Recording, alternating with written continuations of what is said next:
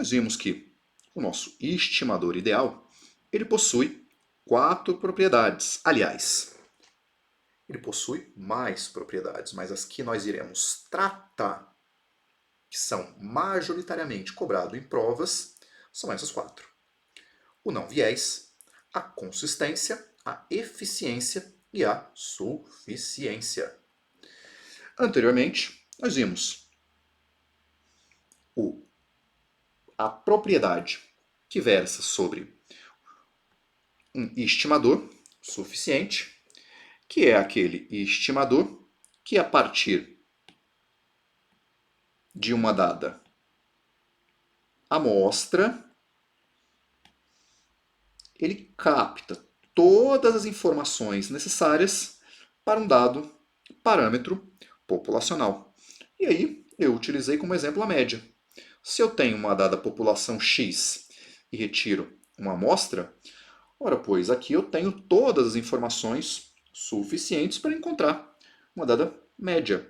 Veja bem, basta eu saber quem são as minhas amostras e o número de elementos dentro dessa amostra. Sabendo isso, eu tenho informação suficiente para encontrar a minha média. Beleza. Bom, nós tratamos também sobre a propriedade do não viés. E aí nós vimos que ela também pode ser chamada de não vício, ou um estimador não viciado, ou até mesmo não tendencioso. E o que seria essa propriedade do não viés? É quando um dado estimador t, ele tem o seu valor esperado E de t igual ao parâmetro da população. E aí eu exemplifiquei, no caso da média. Já que estávamos falando dela, eu simplesmente continuei o contexto.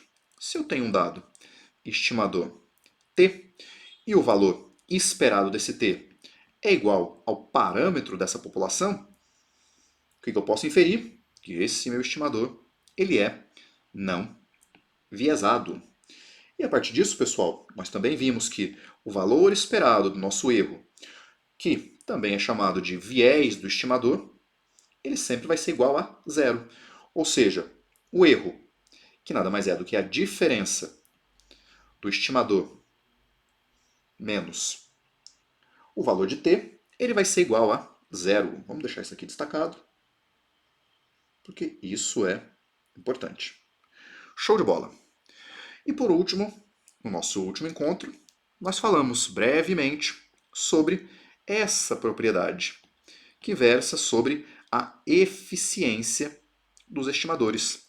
Pessoal, quando eu tenho um estimador eficiente, o que seria esse conceito de eficiência? O estimador eficiente é aquele que possui uma menor variância. E aí eu exemplifiquei. Se eu tenho um estimador alfa e um estimador beta, entre esses dois, o que tiver a menor variância vai ser considerado o mais eficiente. E eu disse para vocês que tem uma questão que coloca de maneira muito infeliz, na minha opinião, dizendo que um estimador com baixa variância ele é mais útil. Eu vou trazer essa questão para vocês, acho que nessa aula ainda. Vamos seguir porque nós ainda temos que tratar sobre uma última propriedade, que é a propriedade da consistência. Vamos lá. Agora sim, pessoal, vamos falar um pouquinho sobre a propriedade da consistência. Mas antes, vamos assinalar aqui para você não ficar perdido. Nós já vimos o não viés. Agora vamos ver a consistência. Tratamos sobre a eficiência e a suficiência. O que seria essa tal dessa propriedade da consistência? Pessoal, a nossa propriedade da consistência, ela nos diz duas coisas. À medida que o tamanho da amostra, ou seja, o nosso n, ele tende ao infinito, o valor esperado do meu estimador, ele converge para o parâmetro populacional. E à medida que meu n tende ao infinito, a variância desse meu estimador, ela tende a zero. Vamos deixar isso anotado porque isso é muito importante. Olha só. A primeira coisa que nós temos que saber é sobre o que trata conceitualmente. E conforme eu disse para vocês, que um dado estimador ele é dito consistente quando, com um aumento do tamanho amostral, que nós iremos chamar de um dado n tendendo, opa, que infinito mais feio, tendendo ao infinito, esse estimador converge para o valor do parâmetro. E aí eu trouxe duas informações para vocês. A primeira delas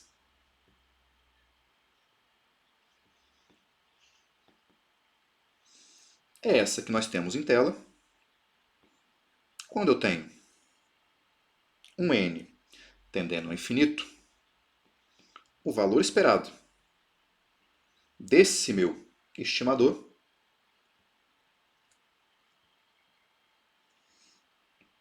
ele vai tender para o valor do parâmetro. E aí, ainda que eu não tenha colocado aqui nos slides, nós podemos complementar. Quando eu tenho um tamanho amostral tendendo também para o infinito, a variância desse meu estimador t ele vai tender a zero. Então fiquem atentos com essas duas particularidades do nosso estimador dito como consistente. Quando nós temos... Ixi, que torteza. Quando nós temos um tamanho amostral tendendo para o infinito, o nosso valor esperado desse estimador converge para o valor esperado do parâmetro. E a variância desse estimador, ela converge para zero. Pessoal, sabendo todos esses conceitos, vamos centralizar isso aqui.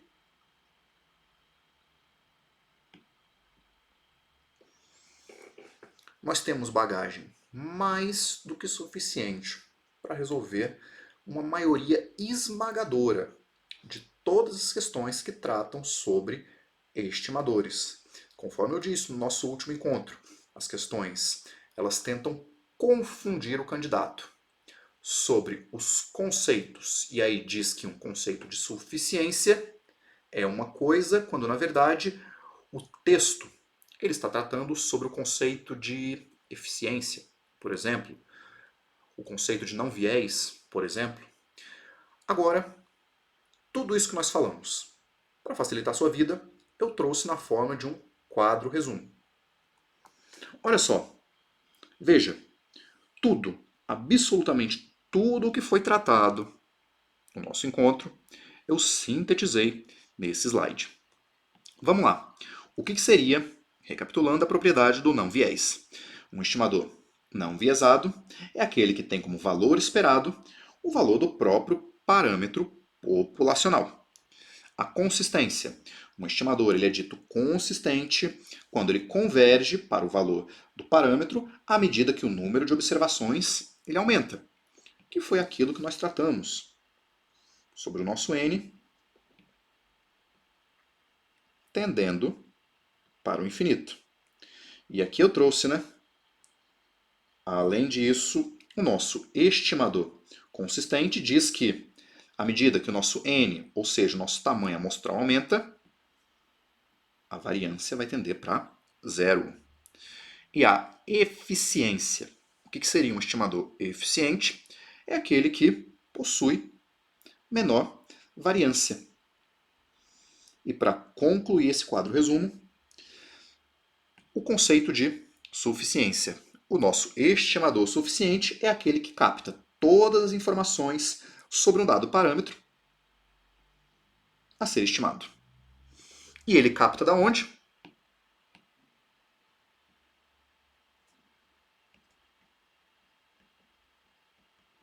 A partir da amostra. Show de bola! Nós conseguimos resumir boa parte de tudo aquilo que nós tratamos em um único slide. Show de bola! Agora que você conhece as propriedades de um estimador pontual ideal e sabe sobre o que versa cada uma delas, é importante que você consiga aplicar essas propriedades aos parâmetros que nós estudamos. Quais parâmetros são esses?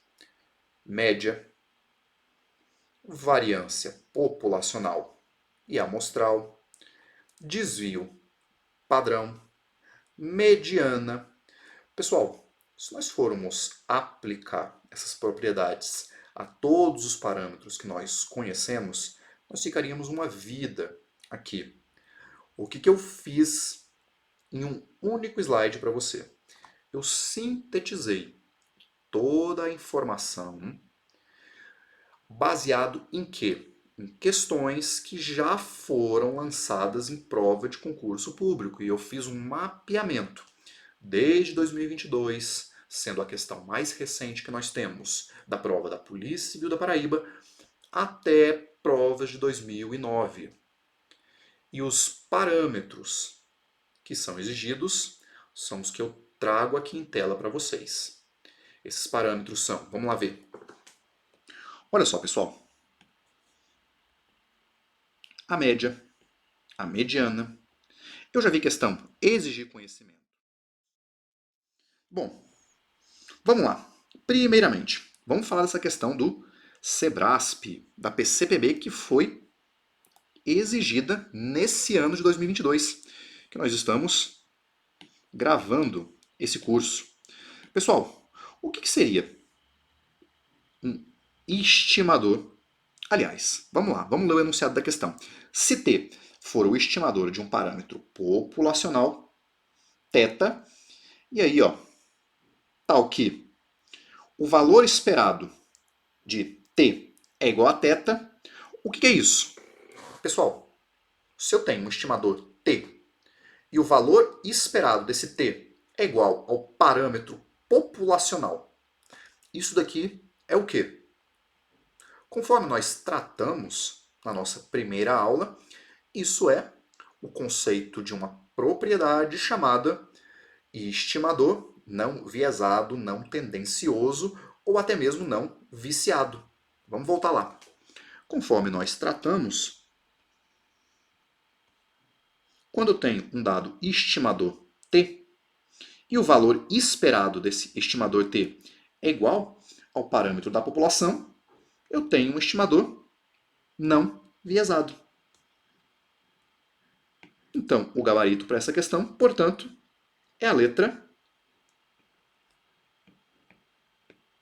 C.